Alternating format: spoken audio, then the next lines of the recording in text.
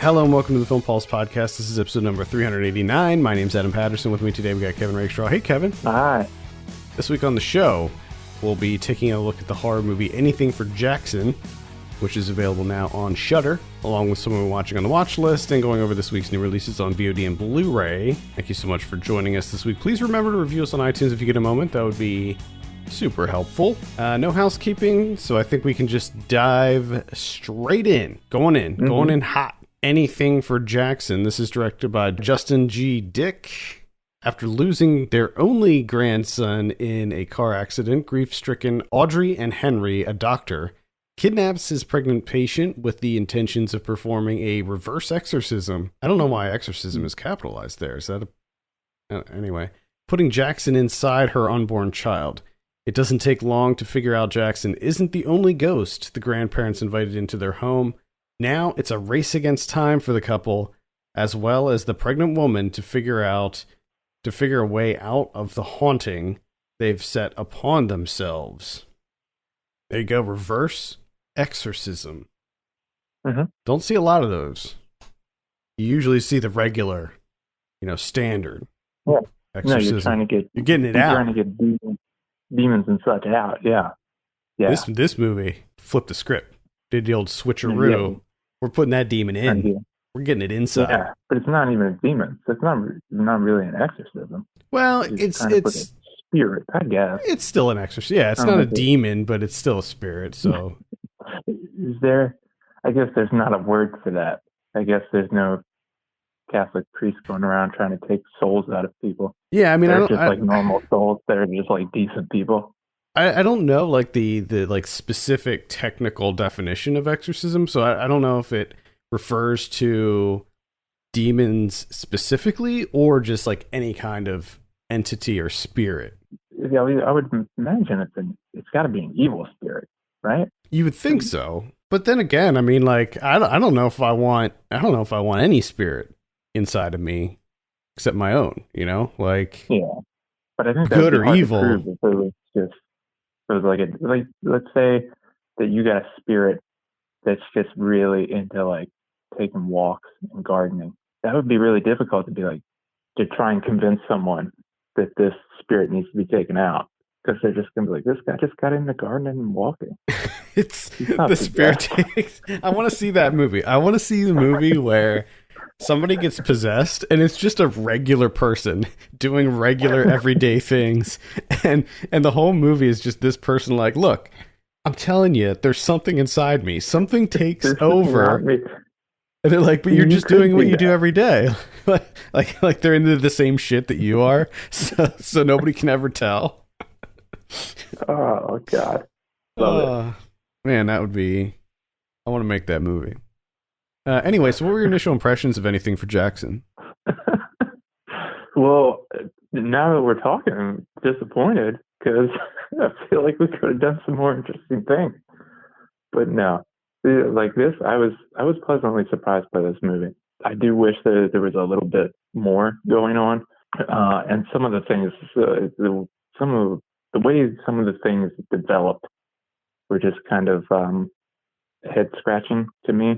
Especially with the guy that, like, there's this guy that comes by to like clear the driveways, and I'm not entirely sure why he shows up continuously. I was confused about that at first too, and I think that it's because he did it for money, and I think that he was like really struggling because it is weird because he's like really strangely pushy. Like you would think that if that interaction were to happen in real life, the guy would just be like, all right, let me know if you need me, something like that, and then just be done with it. But he keeps coming back, and you're just like, what is going on here?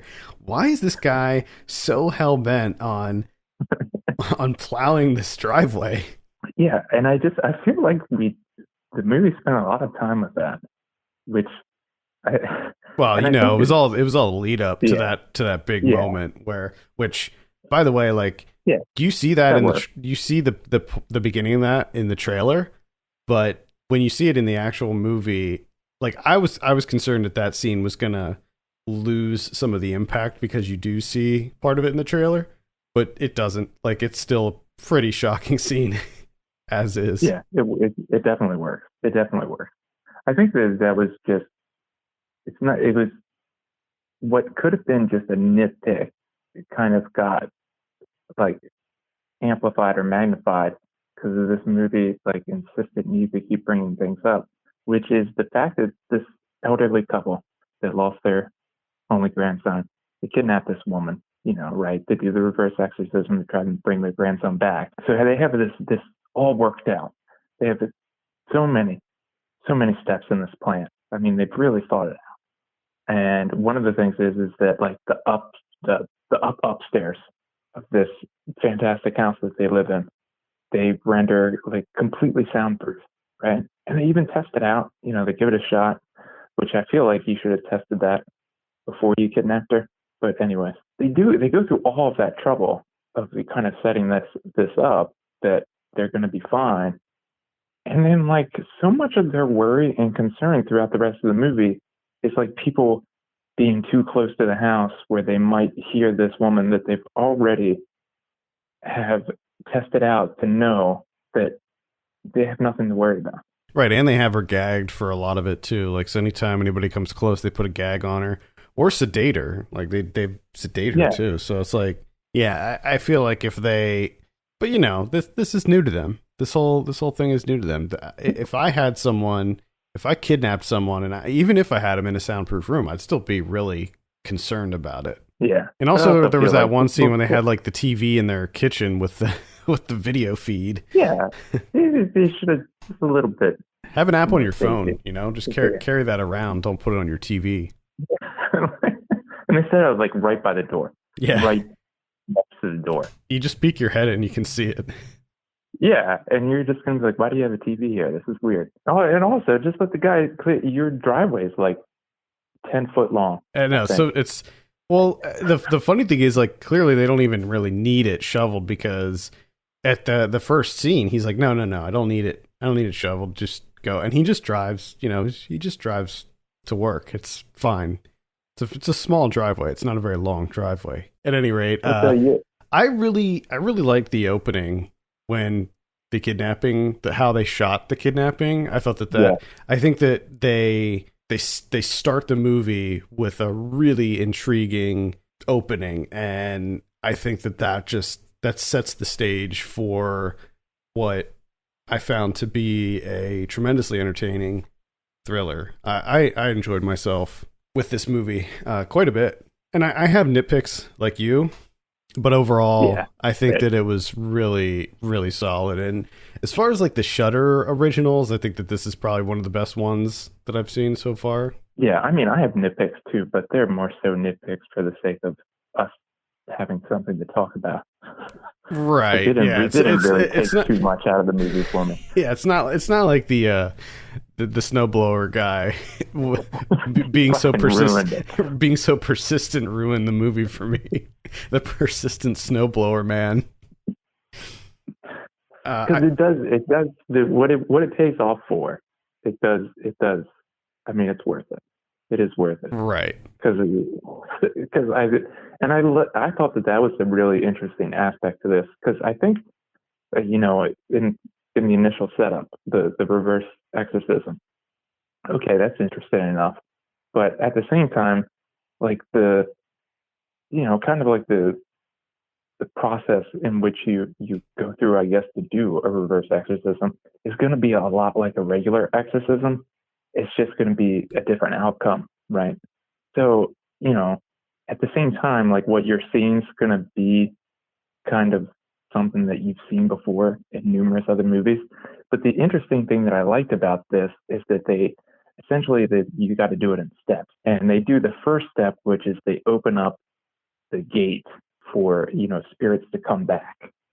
And they're, obviously they open this for Jackson to come.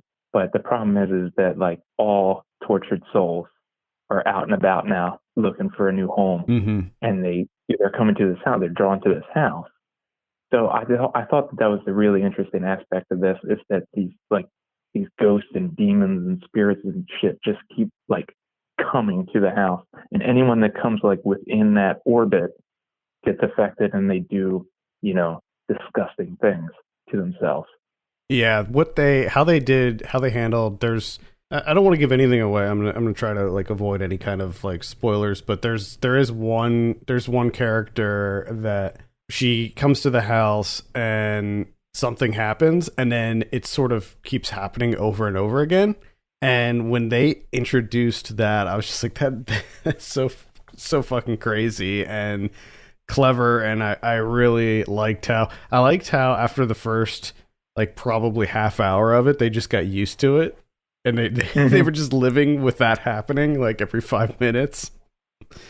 I liked a lot of the like kind of just scare, like the horror moments. Like you said, where all of these spirits are coming back. You have this set of tortured souls that come back and haunt them, and like they're all very creepy. Like the guy with the bag over his head, who's like a contortionist, and he's like creeping around under the bed. And then I mean, one of the big ones is definitely the flossing lady, which it just, they have that scene, and you can hear it before you can see it. You can hear what's happening, and the way that they like amplified the sound of the flossing, it was like nails on a chalkboard. Like that was just the most disturbing, unsettling scene. And then like you know that it's gonna be something, because then like the teeth start falling on the ground, and you're just like, oh god.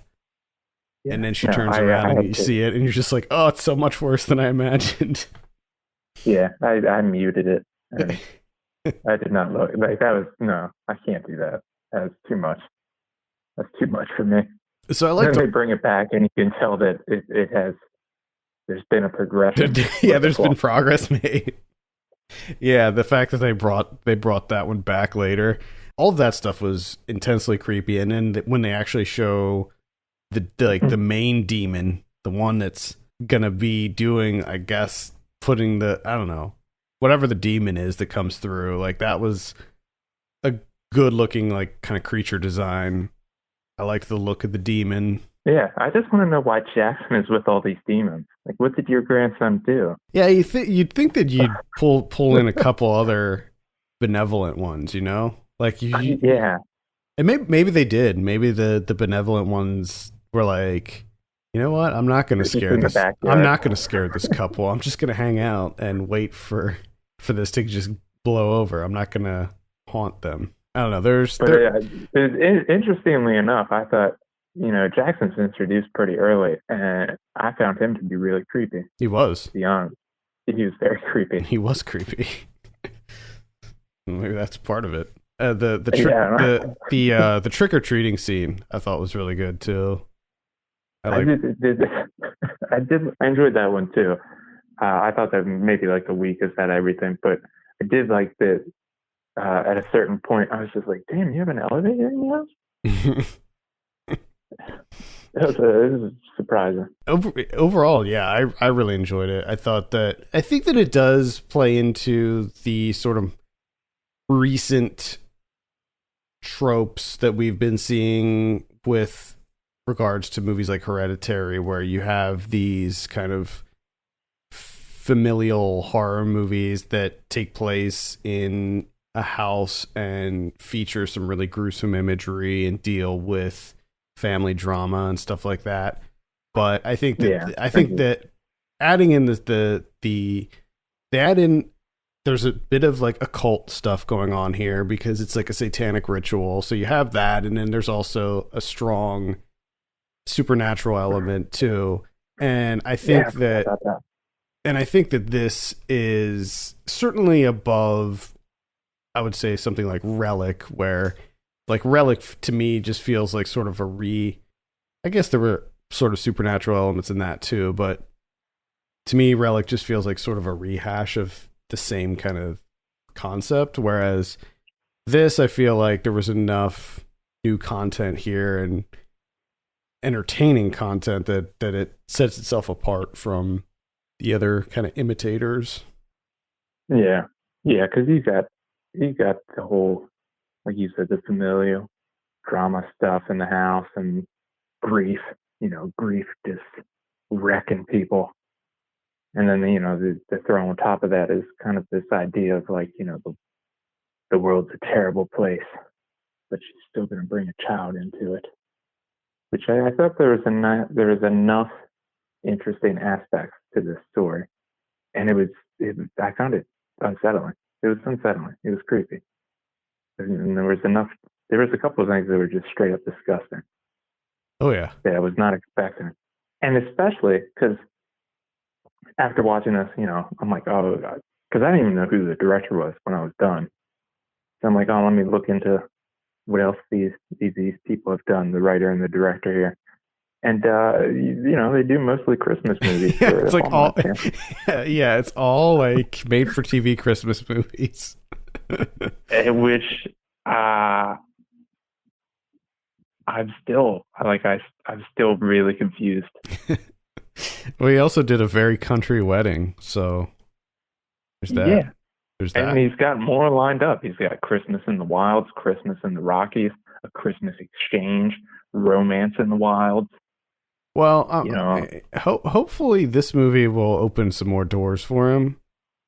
Because I feel like you're a working director, you gotta make a living. And he it looks like he did My Dad is Scrooge in 2014, and then that was it. Like he got pigeonholed after My Dad is Scrooge. Yeah.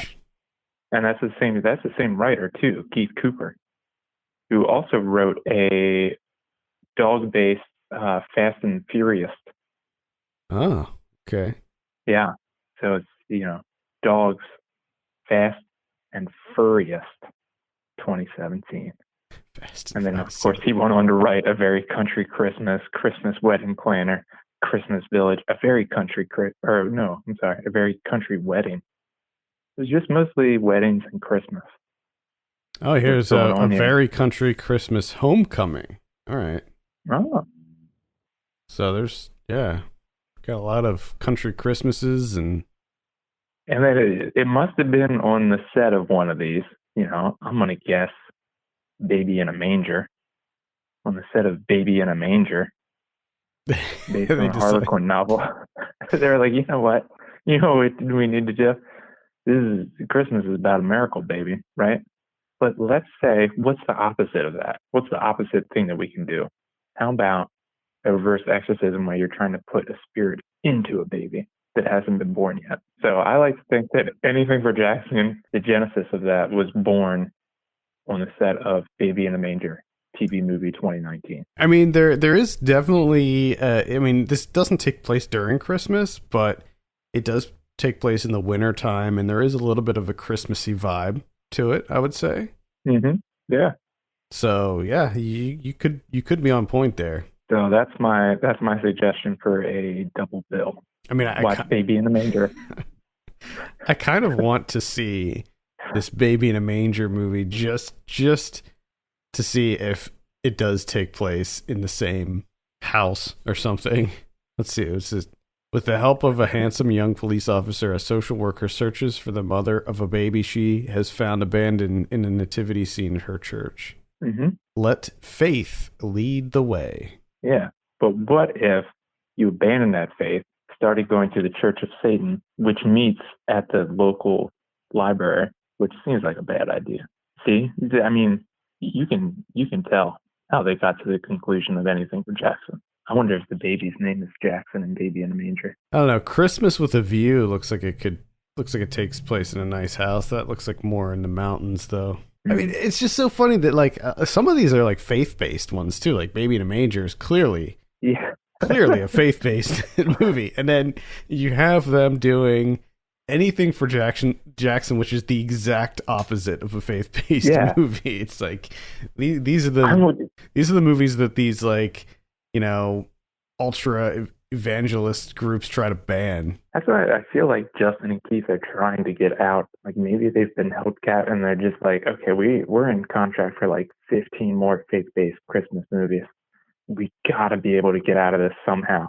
The only way they can get out is if they're fired, if their contract is terminated. So they decide the best way to do that is anything for Jackson. Because they're like, surely when these people see this movie, they're going to be like, we don't want you attached to any of our Christmas movies, whether they take place in the wilds or in the Rockies or country, in the country, in Harmony Valley. Not, get away from us. So many questions. Justin Dick, if you're listening to this, send me an email. Shoot me a DM on Twitter. I do. Again, I'm glad that you brought that up about a little bit earlier about the Satanist stuff. I forgot that they met at the library, which seems like would be bad practice for him as a guy. Like it would seem like a small town. I'm yeah, pretty sure it does seem like a small town. Yeah, because I'm pretty sure like any small town, if you find out the doctor that does like prenatal care and stuff, if you're like, yeah, do you know that guy is with the Church of Satan at the local library every week? That would, yeah, probably not great for business. No. All right. Any final thoughts on anything for Jackson? The flossing ghost is perhaps one of the most disgusting things I've seen in quite some time. Yeah, good effects work overall too. In this, the gore effects looked quite good. I mean, just the snowblower scene, how there's something that hits the window, and how that I just thought that was all really great. No, I think Justin Keith has something going on with teeth for some reason. Yeah. All right, definitely check it out. It is on Shudder right now, so you can give it a look. I believe if you don't have a Shudder subscription, you can sign up for a trial. I think they do a 7-day trial, and it's definitely worth it. If you're into horror movies, I think Shudder is absolutely worth it. They have a lot of good stuff on there, and I think that I will use that as a segue to go into what we've been watching, because I saw another Shudder movie this week that came out the same day. It came out the same day as Anything for Jackson, and that's Castle Freak, which is a remake of the Stuart Gordon film. Can't remember when the original one came out. It's the early 90s, I believe. And this is directed by Tate Steinsick. It's about a young woman who was blinded in a car accident, who discovers that she has inherited a castle in Albania from her estranged mother. And she thought that her mom gave her up for adoption because she didn't have any money, but turns out there were other things at play here, and her mom lives in this giant castle. And so she inherits it. She goes with her boyfriend, who was the actual driver of the car when she was in the accident. He was intoxicated. And so they go there with a bunch of their friends to sort of check out the castle and try to sell the stuff that's inside the castle, make some money. And it turns out that there is a creature of sorts living in the castle. Mm-hmm. And there's some pretty nefarious things happening. She has a dark history involving the elder gods and gateways and Cthulhu and all of the, Lovecraftian mythos. Yes. If you're a fan of the original one, you will see a lot of winks and nods to the original one in this. However, with that being said, I didn't necessarily think that this was a movie that needed to be made. I honestly wasn't a huge fan of the original Castle Freak. Like, it was okay. It certainly wasn't one of Stuart Gordon's best, in my opinion, but it was fun and entertaining nonetheless. And I think that Stuart Gordon handled the Lovecraft films, like, I still think he was probably the best at handling those. And there were tons of Lovecraft nods in this. So if you're into the Lovecraft stuff, might be worth a look. It looked better, like aesthetically, visually. It looked better than I thought it would, because I did see the trailer for this like ages ago, and I thought that it looked really cheap and kind of crappy. But the quality was better than I expected. The gore effects were also a lot better than I expected. And holy crap, is this movie gory? Holy shit, I was surprised. Like, this is disturbingly gory, this movie. Way more than I thought it would be. It's over the top. I mean, just gallons of blood and viscera, and there's a lot of Ooh. really weird. Like the creature itself it's a woman in this version, and she has this like crazy vagina that's like enormous, and it like goes halfway up her stomach, but then like there's like stuff that comes out of it, like this tube. I don't know if it's supposed to be like a penis coming out of her vagina or what, but it's really gross. So there's a lot of really gross shit that happens in this movie. The ending was pretty wild too.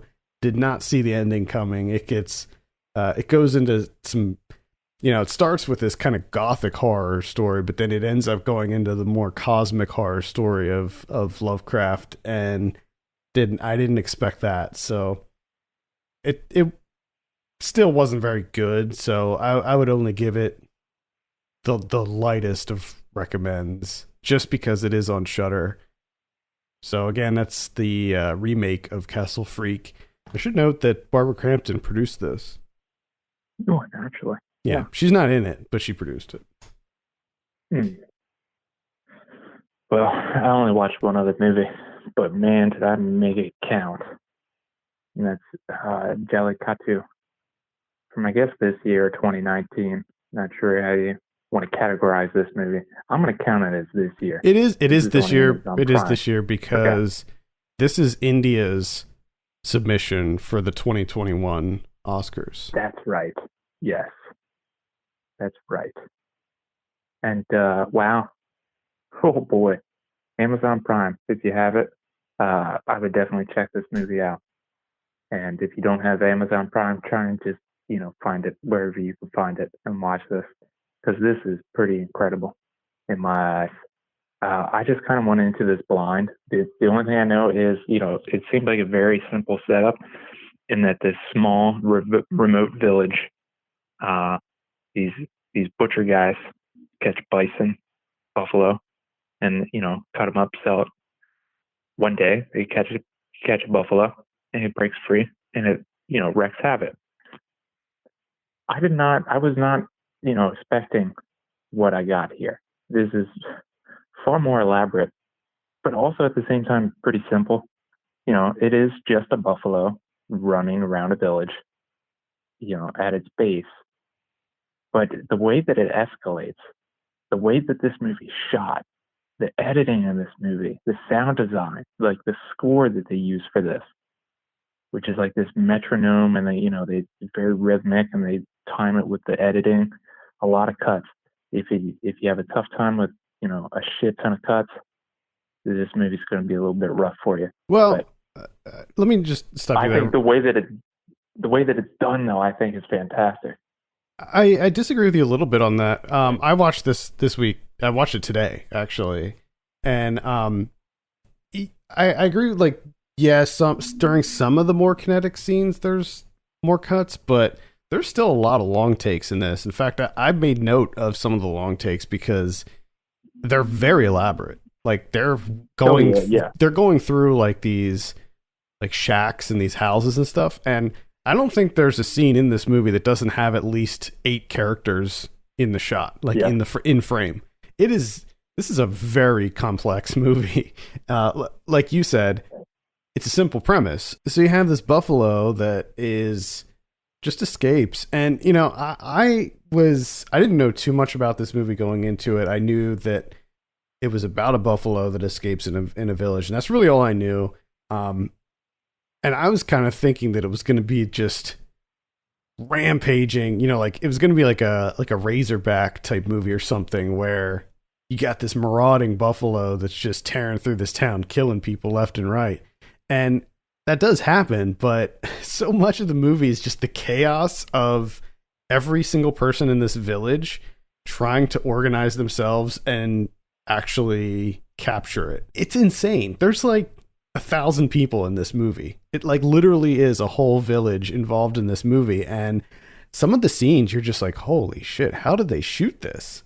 It reminded me of that crazy action movie Buy Bust, where they had like 800 people in it, where you have like hundreds of people going through the jungle and like I mean, the movie was gorgeous too, by the way. Like the way it was shot. I mean, from that opening sequence when everybody's waking up for the day and all the lights are going on, and like you said, it's very rhythmic.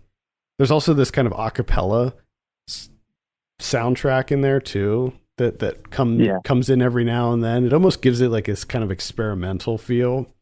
But man, I was kind of blown away by this movie. Yeah, same here. And and again, I thought, all the technical aspects of this movie were really phenomenal. And I was kind of just along for the ride.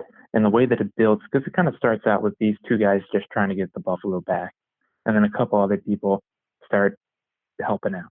So more people get tagged in, and it just snowballs throughout the movie. They bring in an old guy, an old villager that got kind of kicked out, and he's come back, and everyone's losing their shit over this guy because he's such a badass, and it just keeps snowballing and snowballing, more and more people, more elaborate, and then it takes this it makes this transition where you almost don't realize it until it's too late, where it's kind of just like slightly comedic through most of it, just all these people trying to get this buffalo, and it's a thing. And then there comes this point where they kind of like pass this threshold, or they cross this threshold into like they have to do this or they'll die. And like it just becomes very violent. And it's like the way that it escalates, and just like the way that it ends too. Like I was not expecting that, Yeah, that would not have been my it's a wild ending, man. Yeah, that would not have been my guess. If I had to guess, 20 minutes in, that's not how I was expecting this to end. Yeah, it becomes very primal by the end. Like they sort of regress into their like sort of just primal nature, where this catching and killing this buffalo it was all consuming. Like that is the only thing that they cared about. They didn't even care about their own well-being at one point. It completely consumed every part of their being, where they had to do whatever it took to kill this fucking buffalo. Which, by the way, like they say at the beginning of the movie that no animals were harmed in this and it was CG and stuff, but that shit looked real to me. I thought that if it was CG, it looked really convincing. Like really, there were only There's a couple of spots where I could tell. Only a few. Like only a few portions of it looked animated to me. The rest of it looked very real. And there's also a scene which I thought was funny because they say no animals were harmed, but there's clearly a scene where they kill a chicken and they blur it out, which was weird. Yeah, that was an interesting thing about watching this movie, is that they blur that warnings. out. The warnings? Every time someone's smoking. It's so weird. And which is funny because every scene someone is smoking or drinking, it felt like. Yeah, so there's these constant warning messages that pop up on the bottom of the screen, and I guess it's like a government thing. I guess they have to do it. But anytime someone drinks or smokes or is violent towards women, a warning pops up on the screen at the bottom, which was that was kind of weird. And then the whole blurring out of the killing of the chicken thing I thought was strange too. I mean, I can sort of understand why they did it, but I also don't think that it was appropriate to put the disclaimer at the beginning of the movie saying that no animals were harmed when clearly they killed that chicken. That was a real chicken. Yeah, but they ate it. So it wasn't just them frying up a chicken. To be clear, kill that chicken to fry it up. To be clear, I'm not knocking the movie for it. I don't have a problem with that scene or anything. It's just like, you did harm an animal. You killed that chicken. I mean, you plucked it and you fried it up and you ate it, but still, we still see it. Even if you blurt it out, we know what you're doing. Cracking its neck in half. It wasn't that good of a blur. No. Blurry enough. It was just really strange. And there was another really weird part too, where there's a scene where a guy, I guess, starts like swearing, like yelling out obscenities, and they bleep it out, but they use like bird chirping noises to bleep it out. Yeah, and that was something that I wasn't sure. Like, was that part of their like the way to censor it, or was that like a comedic choice? No, I think it was a comedic choice because Because I did thoroughly enjoy that. right before that guy went on his like what I would assume is like some kind of swearing, like a blue streak or something. He yelled at them for swearing, and he was talking about like don't say Oh obscenities yeah. and stuff. And then like when the buffalo trampled on his crops or whatever, then he did it. So I think that it was intentional. I think it was part of the joke, but it's still odd that they did it. Yeah, I mean, this to me is definitely like one of the best movies of the year that I watched. Like it was such an exhilarating experience for me. I completely agree. I mean, I think that on the technical aspect alone, like just I was so blown away with so many different scenes. Like just trying to wrap my head around how you would shoot something like this was pretty incredible. And it's just like just the physicality that these like the physical sort of torment that these actors have to go through. I mean, they do some crazy stuff. I mean, they're running through the jungles, they're in these like giant mud pits, and like they really, and then plus, you see the buffalo like goring people. I was kind of hoping for more of that, actually, like more people getting gored, but you see it a couple times. I did enjoy like anytime the buffalo touched someone, they Oh, they just just went flew. flying. Yeah, they just flew. And I think, and you had touched on this also, but the movie is almost like a comedy. It's more of like an action comedy. Like the comedy is subtle, it's understated, but it's very prevalent. Like it's just constant. Yeah. I mean, most of the comedy is within the residents of this village who are just constantly bickering back and forth and like talking shit on each other and yelling at each other, but it's done mostly to comedic effect. There were several things that, I mean, if I had to nitpick, I would say that some of the plot lines, some of the plot threads that you have didn't really go anywhere. Like there's one, like the one young woman who it was getting married, and like she sneaks off with her, I guess that's probably not her fiance. I guess it's like a boyfriend, and like that just doesn't go anywhere. Like they spend time with them, like trying to prepare for the wedding and stuff in an earlier scene, and then they show that, but like it just doesn't go anywhere. So yeah, I can nitpick a few things, but overall, really impressive. Yeah, same here. Like you did see it. Just see it. Yeah, it's on Amazon Prime, so you can check it out. Let's see. I saw Some Kind of Heaven. This is a documentary. I don't think this is under any kind of embargo. I checked to see, and I didn't see anything about embargo, so I think I can talk about it. It's not out yet, but I wanted to mention it because it is definitely one that you should keep an eye on. It's directed by Lance Oppenheim, produced by Darren Aronofsky, actually. This is a documentary about the Villages in Florida. If you're familiar with the Villages, it's basically the largest retirement community, I think, in the world, which if you've lived in Florida at all, you're probably familiar with the Villages. It's a very bizarre place.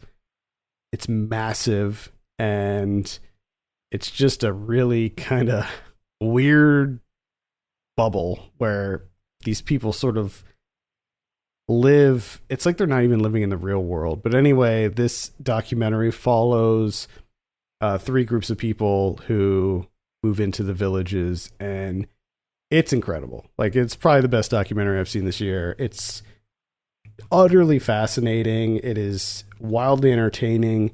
The editing is on point. Maybe one of the best edited, certainly the best edited documentaries I've seen this year. It's Daniel Garber did the editing, and it was just spot on. Like, can't speak highly enough of the editing in this. Right up my alley. It's like a bizarre kind of slice of life documentary with a colorful group of characters, and highly recommend Some Kind of Heaven. Yeah, this is interesting in the sense that I don't know if I've ever heard of the villages until this year, or at least it never stuck with me that I could, recall. Like if you were to ask me what the villages are, I wouldn't know. But it seems like I've learned so much about the villages in just this 1 year of my life. It's all been distilled into this 1 year for some reason. Yeah, it's a weird place. I saw the China Hustle, which is another documentary. It's directed by Jed Rothstein, and it's about China's sort of presence in the stock market. And in the like early 2000s or maybe mid 2000s, when China was having their economic boom and American investors were like, hey, we want to get some of these Chinese companies that are just blowing up. We want to get them into the stock market. So they started doing these things called reverse mergers, where you take a company that's basically dead. So in most cases, it was like old mining companies and stuff, like these companies that just they still exist on the stock market. However, they're not really trading in anything because they're worth nothing. The factories are closed down. They're still legal entities, but they don't do anything. So you take these like basically dead companies and then you merge them with these Chinese companies, and then that way you can basically trade a Chinese company on the American stock exchange.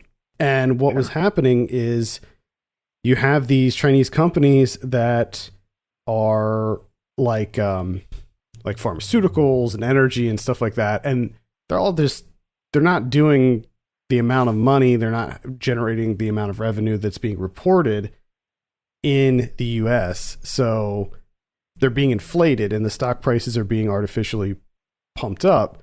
And this movie follows a group of short sellers who are exposing these Chinese companies as being frauds and causing their stock to basically plummet to zero. And because they're short sellers, they end up making a bunch of money off of it. Because what short sellers do is they borrow stock in a company that they're targeting. So they borrow that stock and then they sell it at the market price. Then they release their findings that this stock will inevitably plummet to almost nothing. They buy the stock back and then they return it to the person or the group that they borrowed it from. And then they make a nice cut of that money. It's really cool. This documentary caused me to look more into short selling and just learn more about it, because I think that it's not something that's done a lot, because it's really risky and it's very difficult to do. Like retail traders, like individuals can't really do short selling because you have to be able to borrow stock. And I think that's hard for an individual to do, if not impossible. So it's kind of a fascinating thing in and of itself, and just to learn about what are these groups of people. There's not that many of them, but they're called activist short sellers, where their job is to expose corporate malfeasance, and they make their living doing that because they short sell these stocks. So it's a pretty good documentary overall. I've been going on this like sort of financial kick lately, where I've been looking into like watching shows and documentaries about white collar crime. I don't know why, but it's just my new thing. But anyway, the China Hustle, it's pretty good. I would recommend checking it out.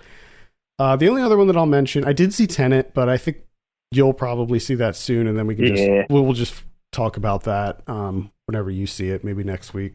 I actually don't think we need to do a full review on it, but the last one I'll mention is Freaky by Christopher Landon. This is the horror comedy that came out earlier this year. It's now available on digital. It's the one with Vince Vaughn and Catherine Newton, where Vince Vaughn plays a slasher. He's like a serial killer, and it's a Freaky Friday situation. It's your classic body swap, but this time it's a high school girl has her body swapped with a Vince Vaughn, and it lends itself to some really fun comedic moments. I enjoyed this movie overall. I thought that there was a lot of fun little set pieces and stuff, because like the character that Vince Vaughn plays, like the serial killer, like he's a pretty evil dude. Like, he's a pretty evil slasher character. And he has some really clever, inventive kills in this, which was another thing that kind of surprised me, is the gore level in this movie was higher than I expected as well. But this is directed by the guy who did Happy Death Day and Happy Death Day to You. So if you liked those movies, it contains some of the same DNA, where it's actually very funny, but it does mix in some genuine like slasher tropes in there as well. So I would give it a light recommend. Freaky. Check it out.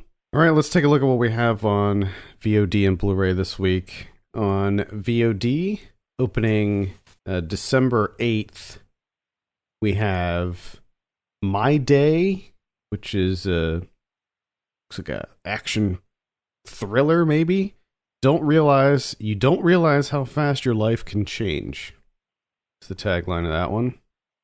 Mm-hmm. We have The Devil's Heist, unrated version. When you steal from the devil, there is hell to pay. We got Smiley Face Killers from Bret Easton Ellis, inspired by true events. They Only Have Eyes for You. Bret Easton Ellis.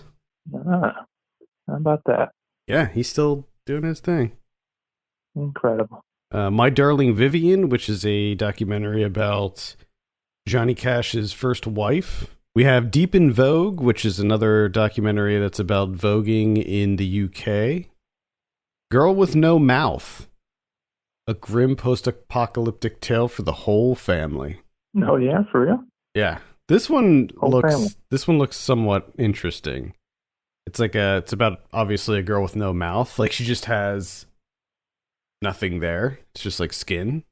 And she ends up meeting with a group of other kids, like one of whom has no eyes, the other one doesn't have a nose, the other one doesn't have ears, and they have to work together on going on this adventure in a post-apocalyptic wasteland.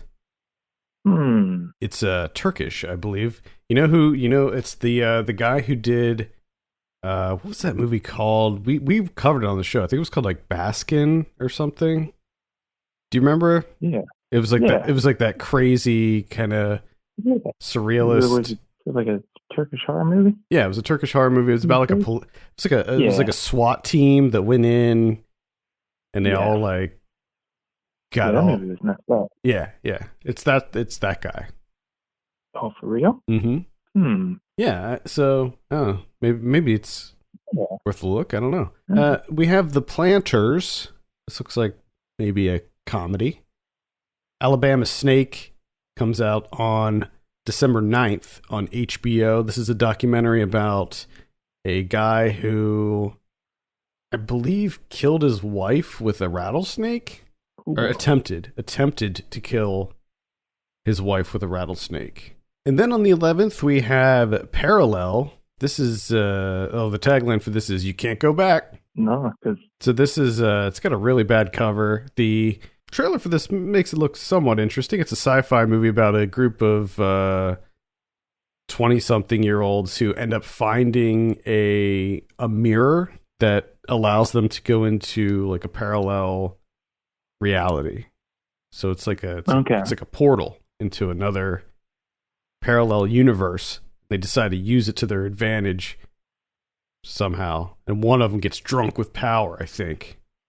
Oh no, of course. Yeah. I tried pulling this up on Letterboxd, and guess what I found out here? What? Quick information. There's been a movie titled Parallel every year since 2015. There's 2 in 2015. There's also 2 in 2016, and then it seems like it petered out. There's only 1 in 17 and 1 in 18. All right, guys, come on. We need more parallels up in here. Gotta keep it up. I mean, yeah, like come on. Like, come up with a better title. It up. It's 2018, 2015, 2016, 2017. I don't know what parallel I'm looking for. Probably the 2021 if there is one. Okay, yeah. So the 2021 is the lives of 2 young Chinese men crossed at a fast food restaurant during the summer. That one? Okay. Is that the All one you right. saw? No, maybe it's a different one.